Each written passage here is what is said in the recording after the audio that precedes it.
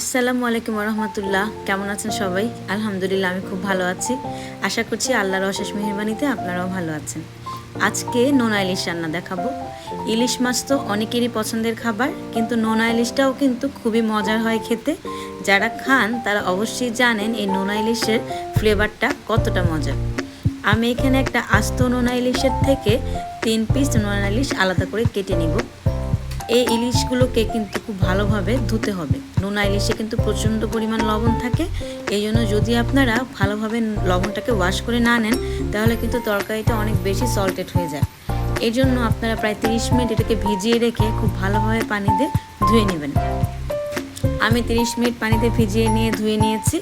এবার একটা প্যানে আমি তেল দিয়ে দিলাম। এখানে আমি সর্ষের তেলটা দিয়েছি, আপনারা আপনাদের ইচ্ছে মতন যে কোনো তেল দিতে পারেন। দিয়ে দিচ্ছি পেঁয়াজ কুচি এবং দিব একটা তেজপাতা। এই তেজপাতাটা কিন্তু নোনা ইলিশে একটা খুব সুন্দর ফ্লেভার ইনক্রিজ করবে। পেঁয়াজটাকে খুব ভালো মতন তেলে ভেজে নিব। একবারে বেরেস্তা করার দরকার নেই, কিন্তু হালকা গোল্ডেন ব্রাউন করে ভেজে নিলেই হবে। এরপর আমি একে একে পেঁয়াজ বাটা, রসুন বাটা, খুব সামান্য পরিমাণে আদা বাটা, ধনের গুঁড়ো, জিরে বাটা দিয়েছি। আপনারা কিন্তু চাইলে গুঁড়োটাও দিতে পারেন। হলুদের গুঁড়া আর সাথে কিছুটা মরিচের গুঁড়া দিচ্ছি। মরিচটা একটু বেশি দিব, কারণ শুটকি জাতীয় খাবারগুলো কিন্তু একটু বেশি ঝাল হলে খেতে ভালো লাগে। এই জন্য একটু আমি বেশি মরিচের গুঁড়াই দিয়েছি, প্রায় 1.5 চা চামচ পরিমাণ। মশলাটাকে খুব ভালোভাবে কষিয়ে নিতে হবে। আমি আমার সব রান্নায় সাধারণত বলি যে মশলাটা যদি খুব ভালোভাবে কষানো হয় সেক্ষেত্রে কিন্তু তরকারিটা অনেক মজা হয় খেতে। আমি একটু একটু করে পানি দিয়ে বারবার মশলাটাকে ভালোভাবে কষিয়ে নিচ্ছি, এর র স্মেলটা যেন চলে যায়। এরপরে এই মশলার মধ্যেই কিন্তু আমি মাছগুলোকে দিয়ে কষে নিব। নোনা ইলিশগুলোকে আমি একটা করে কাট দিয়ে নিয়েছি। মশলাটার উপরে মাছটাকে দিয়ে খুব ভালোভাবে একটু সটে করে নিতে হবে। একটু ঢেকে ঢেকে কষে নিব, ফিশটা যেন একেবারেই কুক হয়ে যায়।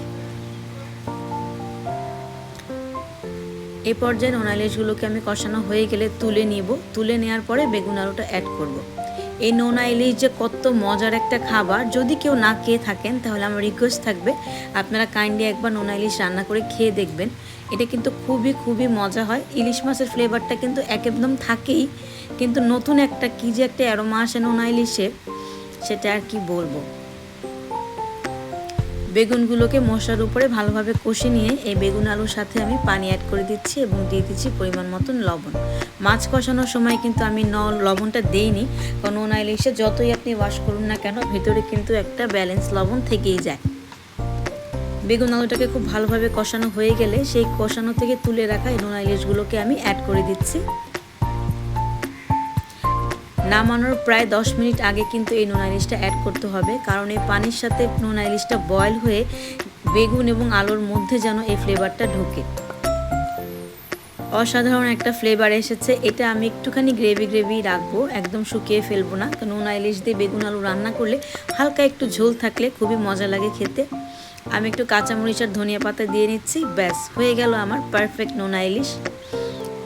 আশা করছি সবার ভালো লেগেছে। আমার চ্যানেলটির পাশে থাকবেন, আমার চ্যানেলকে অবশ্যই সাবস্ক্রাইব করবেন, আর নতুন কি রেসিপি দেখতে চান অবশ্যই কমেন্টসের মাধ্যমে জানাবেন। ভালো থাকুন সবাই। আল্লাহ আপনাদের সবাইকে সুস্থ রাখুক, ভালো রাখুক। আল্লাহ হাফেজ।